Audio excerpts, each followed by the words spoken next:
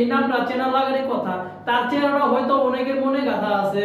মুস্তিক মনস্ক আর নীল চোখের কুলিনা আন্তর্জাতিক ফুটবলে 10 বছর রেফারিং দায়িত্ব পালন করেছেন। অসাধারণ রেফারি হিসেবে বেশ সুনাম ছিল তার।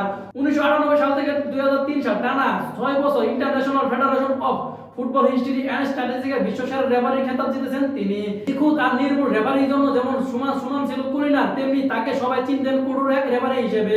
পান থেকে চুন খসতে খেলোয়াড়দের হলুদ কার্ড শাস্তি দিতেন তিনি।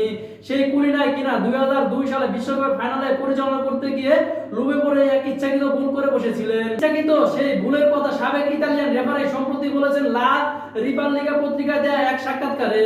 তবে কুলিনা সেই ইচ্ছাকৃত ভুল ম্যাচের কোনো প্রভাবিত ফেলেননি। 2002 সালে বিশ্বকাপে স্মারক সংগ্রহের লোভে পরে এই ফাইনাল ম্যাচটি তিনি সমাপ্তির কয়েক সেকেন্ড পর বাঁশি দিয়েছিলেন এবং কুলিনা তিনি জানিয়েছেন তার অনেক পরে। জার্মানিকে 2-0 গোলে হারিয়ে ব্রাজিল বিশ্বকাপ শিরোপা জেতার এই ম্যাচ নিয়ে কুলিনা বলেছিলেন, আমার কাছে এমন এক সংগ্রহ আছে যেটা শুনলে ফুটবল জাদুঘর হয়তো হিংসা করবে। সেই দিন আরো বেশ কিছু তথ্য জানা গেছে কুলিনার কাছ থেকে। তিনি ম্যাচ শেষ হওয়ার কিছুক্ষণ পর শেষ বাঁশি বাজান এবং ম্যাচ শেষে পুরস্কার বিতরণী বল নিয়ে কি হয়েছিল সেই তথ্য বর্ণনা দিয়েছেন কুলিনা। পুরস্কার বিতরণীর পদক আনতে যাওয়ার সময় সংগঠনের একজন আমাকে বলেছিল, পিয়েল লুইজি বলটি আমার কাছে রেখে যাও, পরে নিয়ে যেও।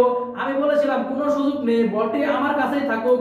অনুষ্ঠানের ছবিগুলো দেখতে সারাক্ষণই বলটি আমি হাতে রেখেছিলাম। এই যে পিয়েল লুইজি কুলিনা, তিনি যে 2002 সালে বিশ্বকাপে একটা অনিয়ম করেছিলেন, হয়তোবা তার যে কয়েক সেকেন্ড পরে তিনি বাঁশি বাজিয়েছিলেন সেটা হয়তো ম্যাচে কোনো প্রভাব ফেলেনি, কিন্তু বিশ্ব ময়দানে একটা কলঙ্কের দাগ হয়েছিল যে সময় শেষ হয়েছিল কিন্তু তিনি বাঁশি বাজান নাই। লোভে পরে তিনি এই কাজটা করেছিলেন, কিন্তু শেষ পর্যন্ত তার লোভে কোনো কাজ হয়নি। 2002 সালে ব্রাজিল ছিল অসাধারণ, সেদিন তাদেরকে থামিয়ে রাখার কোনো বুদ্ধি ছিল না। কুলিনা একা কি করবে? যদি জার্মানির প্লেয়াররা কিছু না করতে পারে, তো কুলিনা যেটা করেছিল সেটা নিঃসন্দেহে ভুল করেছিল। এমন যেন ভুল আর কোনোদিন কেউ না করে সেই দিক আমাদের নজর রাখতে হবে। তো এই ছিল আজকের ভিডিও। যাদের এই ভিডিওটা ভালো লাগবে জানাবেন কমেন্ট বক্সে।